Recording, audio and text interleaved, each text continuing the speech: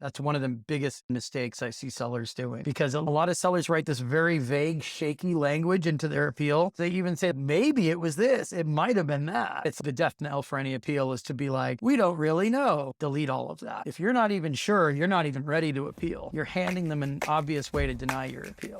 Hey everyone, and welcome back to Action Insights. My name is Elizabeth Green, and I am on today with a guest, Chris McCabe, former Amazonian and founder of e-commerce Chris has been in the restoration stage. Reinstatement strategy, reinstatement appeals business, 7.5 years, I think. If you add because the consulting we do with seller performance type work, policy, suspensions, performance, it's pretty much the outside of Amazon version of what I did for Amazon in seller performance with suspensions of accounts and judging them for reinstatements, judging appeals. So if you add the Amazon years and these, you're probably somewhere around 14 years.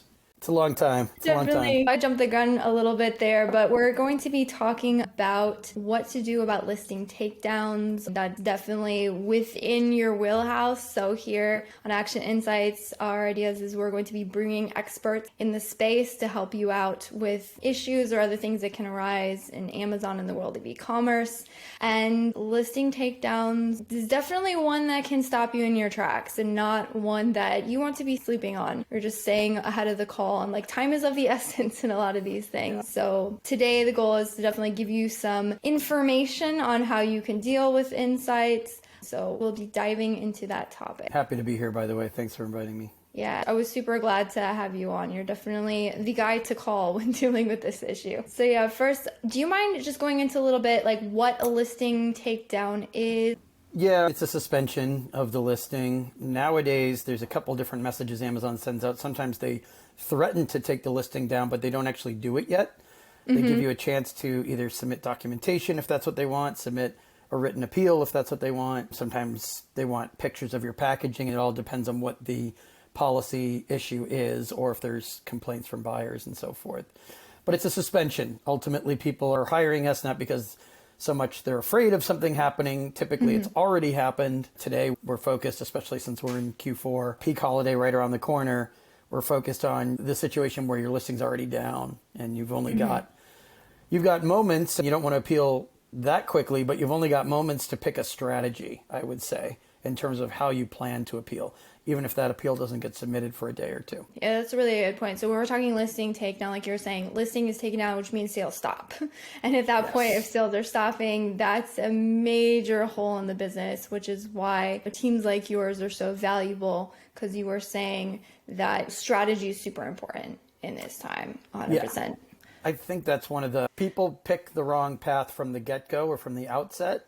That's one of the biggest common mistakes I see sellers doing. And I can save that for when you ask the official question. Yes, no, that's something I definitely want to dig into that. You were saying that Amazon sometimes sends you notification. How does that happen of you going, oh my gosh, listing is taken down? Some people have these listings down and they just don't see the performance notifications. If it's not a top selling ASIN, they might not read it right away. They might not react right away. They might not be managing their own account, whether or not they've hired somebody to manage it as an employee or they hire an agency to do it.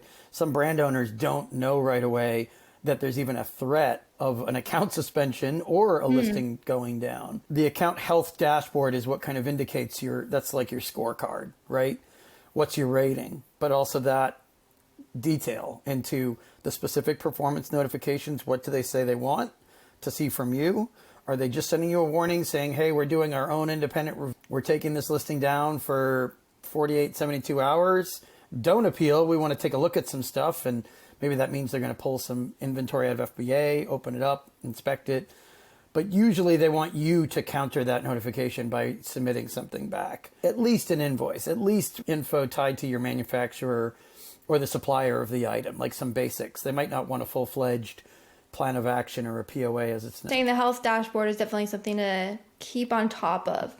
Yes. And if it's not just getting a notification and making sure that you're keeping an eye on your account health dashboard, sometimes account health reps will actually reach out to you by phone and they'll call you and say, we've seen a couple of these unresolved notifications, especially if it's more than one, whether it's in 2 days or 2 weeks. If you haven't really taken any action, you will queue up for a review part of that review could be they call you. They can't call everyone, but they might see multiple ASINs that need to be addressed. Essentially, when they reach out to you to fix those, maybe they don't say it, but they might be sizing you up for an account-wide suspension. And that's the really important thing to understand. Yeah. So you're saying if you do not pay attention, it can snowball, and in fact, most likely will snowball. Yeah. Now they've got this account health rating, which is new, poorly understood at this point. But your rating's going to be worse if you don't respond to things. Obviously, none of us know the exact algorithm for how they assess this. But you can assume that if you let things fester and you don't address them as they come in, again, haste makes waste. You don't answer something just for the sake of it, just because your account health might be trending downwards. Because if you start getting all of your appeals denied, that doesn't help either. Then they're more likely to call and be like, we can see that you're appealing. The seller performance guys aren't taking any of your appeals, and your account health is still as bad as it was. What's the story? So with filing those appeals, I assume it's really important to figure out like what caused the issues in the first place. They're going to ask what's going wrong. Are you inspecting product properly? Is it an item quality issue? It could be an intellectual property issue. There's a lot of different things. It could be they're not necessarily going to volunteer all the information. They want you to start digging around for like buyer complaints. They want you to start digging around in voice of the customer to find out what's going on.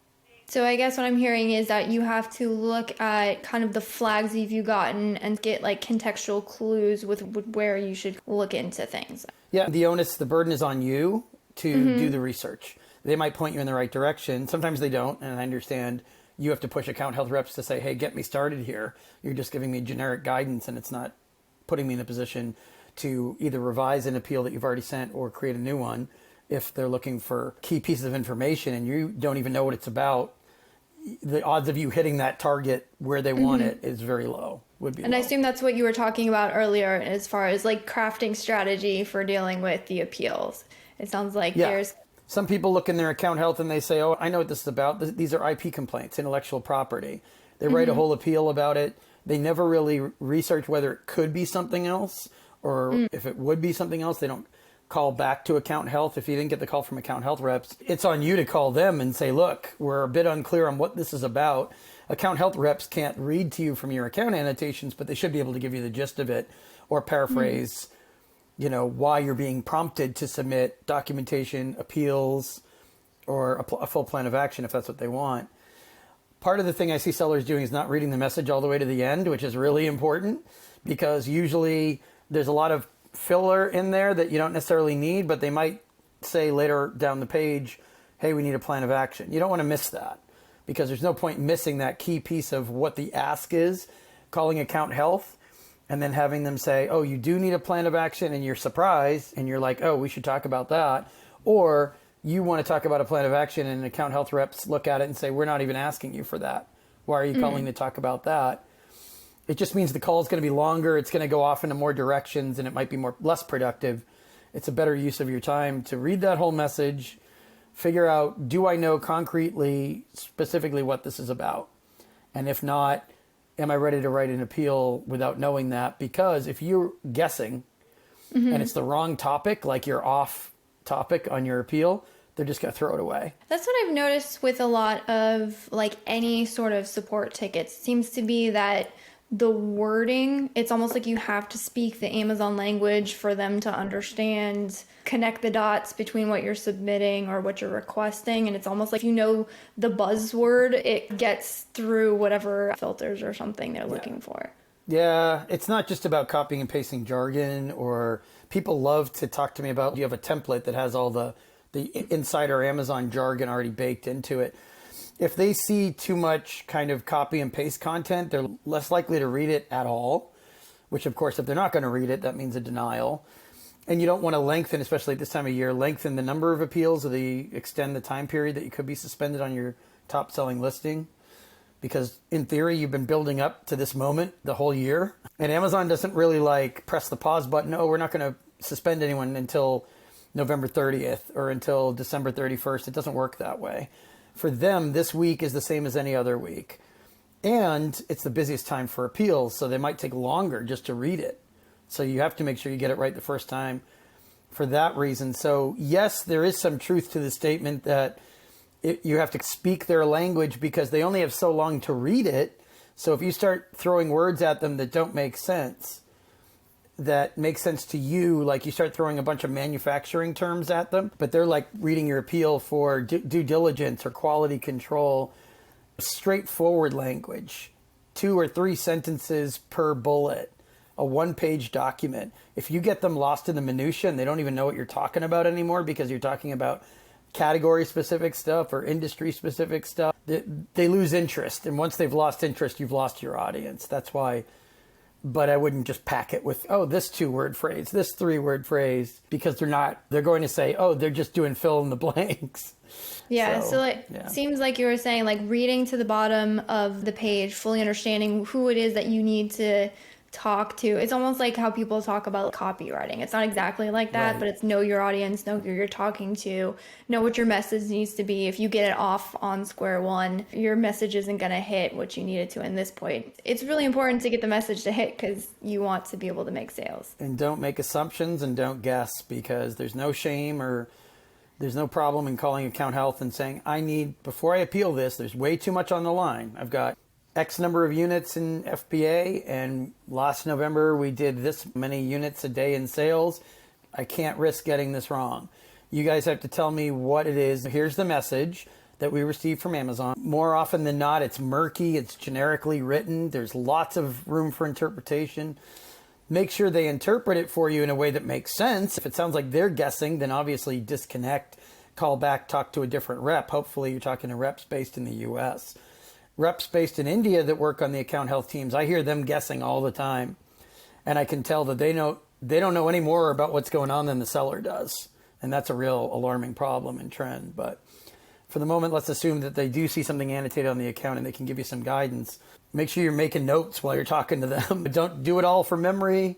Even jot their name down in case you need to call back and reference your conversation with that person. But take specific notes because you're going to need that. They could be rehashing what they see annotated on your account or paraphrasing it for your benefit. And if there's a key detail there that you miss, it won't show up in you're just increasing the odds it gets rejected. Yeah, those are some really good tips. I think maybe it would be good to touch on some of the most common reasons you've seen for listing takedowns, and then we might go into, again, more of like kind of the details on like how to file the process, where would you file, what do those steps look like? There's all kinds. Some buyers file inauthentic item complaints. Doesn't necessarily mean that they're challenging the authenticity of the product. It could be your private label branded product, so it's not that you're being accused of counterfeit. It might just be that they're challenging the quality of that item based on what they saw on the detail page. They might have expected something different, something better, something more functional. Could be a lot of things that go under inauthentic. A lot of sellers get that message and they don't know why it says inauthentic. It's a poor term that Amazon's using. But it could just be a simple condition complaint. That's why going into voice of the customer is so crucial. Looking at return reasons is crucial. You might get a lot of good ASIN level data just by digging through reports and Seller Central. We touched on intellectual property. Obviously, could be copyright, could be design or patent. You could be accused of violating another brand's trademark. If they think it's counterfeit, of course, that's automatically an intellectual property complaint. Again, sometimes they tell you there are intellectual property violations on your account or on that ASIN, and they don't tell you what they are. So again, that's where phase 2 is you're doing some research. But beyond that, safety complaints are huge. They're blasting out all these requests for, hey, fill out the safety questionnaire. A lot of people run through it quickly and check all these boxes without understanding the potential consequences. You might be admitting to something that didn't happen. I understand in Q4 you might think, well, I have to do whatever they want me to do. They've got me over a barrel here. If I can check off these boxes and get the listing reinstated, I have to do it immediately. We're losing so much. But keep in mind that once you've confessed to something or admitted to it, they might hold you to that. They might say, we need a plan of action because you already said that there were bad batches of samples from your supplier or your manufacturer. So you want to be careful what you write in those questionnaire answers. Beyond safety, beyond item condition, item authenticity, and intellectual property, it's mostly compliance issues, detail page violations. Lots of people still don't know what the policies are for detail page creation or even just images. People make some rookie mistakes on images depending on how long they've been around. Some brands hire agencies to manage all that for them, and the agency might not have a compliance arm.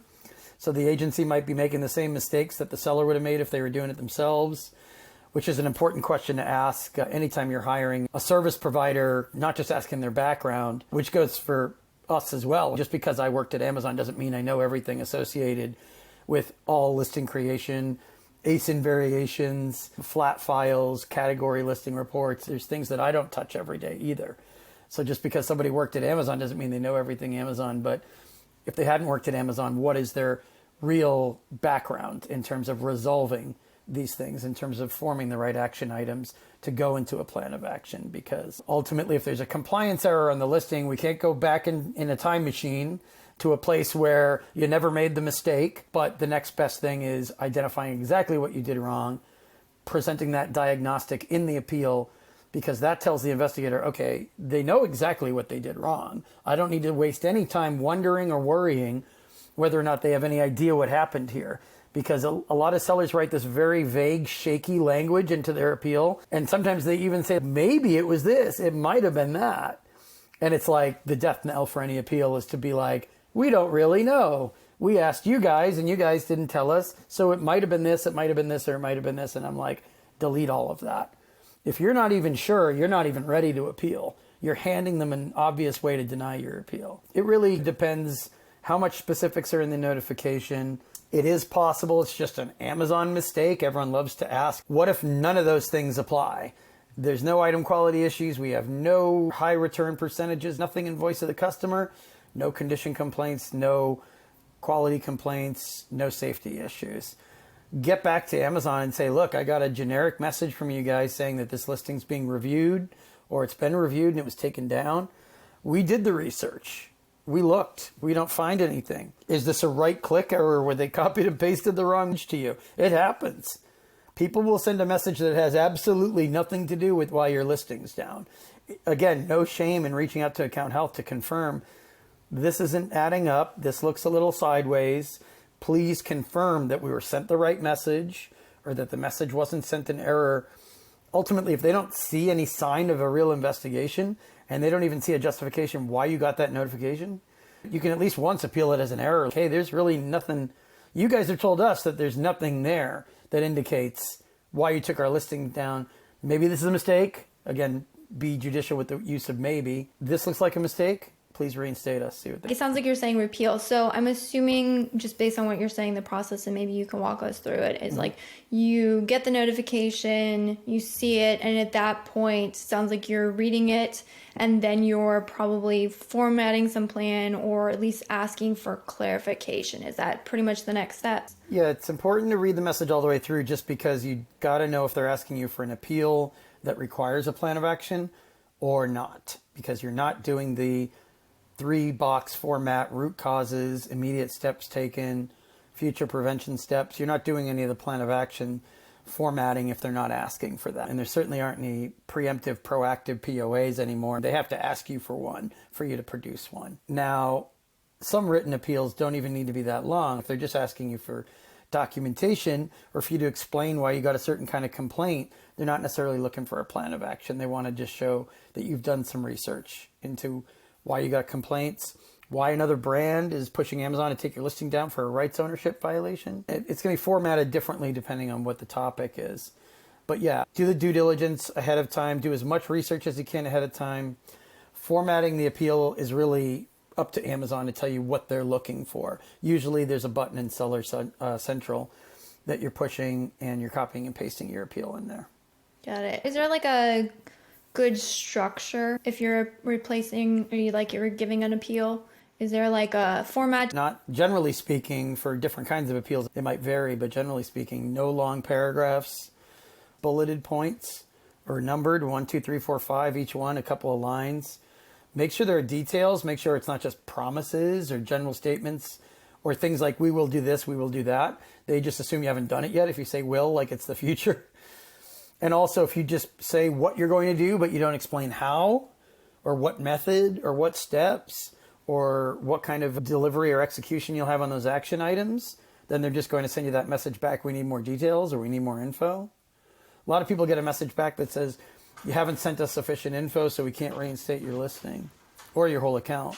What they really mean is like, you might have given us some of it, but you didn't explain in any kind of detail, comprehensively, and effectively how you're going to make sure this doesn't happen again, so that we won't need to come back to you again about the same thing. It'd be a lot easier for everyone to explain if at the last paragraph of their message or at the first line, they would say, we don't want to have to come back to you again for this. It's bad for you. It's bad for us. It's bad for buyers. It's bad for everybody. Get it right the first time. Make sure every step you give us conclusively solves this problem. You're not experimenting. You're not guessing. You know what's going on. You've convinced us you know what's going on. And maybe that's a good quick sidebar. Be convincing. Don't sound unsure of yourself, because they'll think this is like half written. They need to go back and find 6 more reasons why they're sure this is going to work, then write that out, and then tell us. That kind of goes back to your point about don't be afraid to ask the question if you're unsure, if what you're finally supposed to be submitting is something that's very concrete, very specific. Yeah. Sounds like it's important to know what you should be specific about before you even start to write it. Yeah, because there's the risk of being off base and off topic and writing the wrong thing. We saw some appeals. Somebody recently hired, I don't know if it was a law firm or some other consultant. There was all this stuff. It was too long. And then we looked at it and we were like, this is mostly filler. It looks like the person they hired to write the appeal was trying to cover all potential eventualities, like maybe this. So to err on the side of caution, they packed it full of everything. So there was this whole section about improving customer service, which had absolutely nothing to do with what was wrong. But they left it in there just because of trying to make the golden shovel stuff, right? If it's longer, it looks like more thorough. The longer you make it and the more you pad it with filler, the less likely they are to read it. And if they start finding content that's not even relevant, they're like, oh, they found some shop that does copy and paste generic stuff. They didn't even know what to include and what to throw away, so they just threw it all at us. They're wasting our time. Why would I read this? So it sounds like the reinstatement team is very busy, so don't waste anyone's time. It's IPH, investigations per hour. They're all on the clock. So I've always looked for the best example or parallel to this. Think about like telemarketers who are cold calling everyone, calling their phones, and they have to do a certain number of calls per hour. It's the same concept, except they're on the receiving end. They're getting the message from you. They still have benchmarks every hour. Lots of times they reject appeals and they're in such a hurry they don't even annotate your account. And you can tell because you call account health reps and they're like, we don't know. There's nothing here. I can't tell you why they rejected it. Why is that? Why would they deny your appeal and not even tell you why? Because haste makes waste. They're in a huge rush. Apparently nobody above them is taking the time to inspect the quality of their work. Otherwise, a lot of these misses and gaps wouldn't happen. I would say 3 or 4 out of your calls to account health now, you'll ask for, can you summarize the annotations or give us the denial notes or rejection reasons from our appeal? 3 or 4 times out of 10, they're not even going to see anything there. You're going to have to prod them for, why is there nothing here? And don't just give me your opinion on my plan of action. Why is seller performance allowing their own people to just skip over stuff and not even answer? Sometimes you don't even get a reply to your appeal. Or whether they admit and own up to it or not, you can tell that there's nothing annotated on your account. There's no evidence that a review happened. So it sounds, be concise, make sure you make it easy for them to say yes, so they have all the information in front of them as succinctly as possible, and then follow up. Yeah. And sometimes they just don't know what they want to do. They don't understand what you're saying. They don't know if they want to reinstate you. They think there might be a risk to that reinstatement. So they're erring on the side of caution just by denying it. So all other things being equal, if they're on the fence, they're going to reject it. And they're going to kick the decision down the road for somebody else to make the call, take the lumps, right or wrong. They don't want to be on the hook for it. So they can always just make an excuse and just say, hey, we need more information. Maybe there's not that much information left that we can ask for, but we need more. And they don't have to quantify it. They can just reject it. The burden's always going to be on you. Like when you call account health, make sure you're the one running that conversation. Make sure you've got your questions written up in advance. You're taking meticulous notes. If they start taking you in circles, or if they sound like very hazy on the details, or if they start giving you generic advice on, I don't know much about that, but I'll tell you how to write a plan of action. Take that conversation back, reel it back in, reel that net in and throw it back out into the ocean and make sure you get a better answer, because it means they're deflecting and they're not really interested in helping you. If they wanted to help you, they'd admit that something huge had been missed on the Amazon side. Right, which I doubt rarely if ever happens. That would be fewer than 3 times out of 10 that they admit it. Sometimes they'll look at your appeal and they'll say, I agree with you. I think everything's here. I have no reasonable explanation for why it was rejected. I don't see any annotations or any notes here. Sometimes they are honest. The problem is at any given moment, they could have somebody listening in on their conversation with you for quality assurance purposes, as we always hear when we're on hold calling things. Somebody above them might be listening. They might not like their overly honest assessment that the person in seller performance didn't do their job. I assume that there's times when you're getting everything right. Are there instances where it's really not possible to reinstate a listing? Maybe you did have a very dire violation and it's just not something Amazon's wanting to serve up to their customers. And some people are asked for compliance documentation like a certificate of analysis or ISO certified lab results, and they don't have it. If you don't have the compliance documentation or results that they need, then yeah, that's impossible. In theory, you can go get it, but it's impossible to resolve on the spot. Some people don't realize they're breaking the law. So if there's something illegal happening, that's not an Amazon policy issue, that's a law issue. And some people are selling products that require obedience and compliance with certain laws, and they don't know those laws. Why that's happening for a manufacturer of certain products, I can't tell you. But there are people that approach us and say, hey, we keep appealing and it's getting rejected, and Amazon just says they're never going to reinstate this, and that's the final word, and they're not going to answer anymore. Why is that? What's going on? Why won't they read our appeals? And we'll look at it and say, it's because you're doing something that's not legal. Sometimes it's just restricted products. And it's just that Amazon won't let anyone sell those items. It's not just you. And if you see other people selling them, it might just be that Amazon hasn't taken those listings down yet. Just because you see something live on the site for half an hour today doesn't mean that everyone can be jumping in and selling those things. Some of it's just, you can sell these legally, but you can't sell them here. Amazon doesn't want these products for its own reasons. They've made their own decision. They don't have to explain it. It's a high-risk marketplace in ways like that, in which you could potentially, that's why we're always telling people, don't put all your eggs in one basket. Try to diversify categories. If you only sell one SKU, you only have one kind of product you manufacture, then okay. But any way you can diversify in different categories is welcome, because Amazon could totally change how they're regulating a certain category of product overnight. They don't necessarily give you 60 days to sell through inventory and not reload. So some products are just restricted, and they might say, we'll think about listing these again next year, but they're done for the year type thing. Are there certain categories that you find, and you may not, but that you would say are a little bit more risky but require more, say, certifications, or there's more due diligence on your part? Anything that involves FDA compliance, consumables, right? Anything you're ingesting, topical ointments, health and beauty products, anything that's listed as a medical device. There's been a lot of controversy and dispute over, is Amazon putting too many products in the medical device category that don't belong there. A lot of brands we've talked to aren't, like, maybe it's a product that has EPA compliance associated with it, but they don't have an EPA schooled attorney who's working with them on it.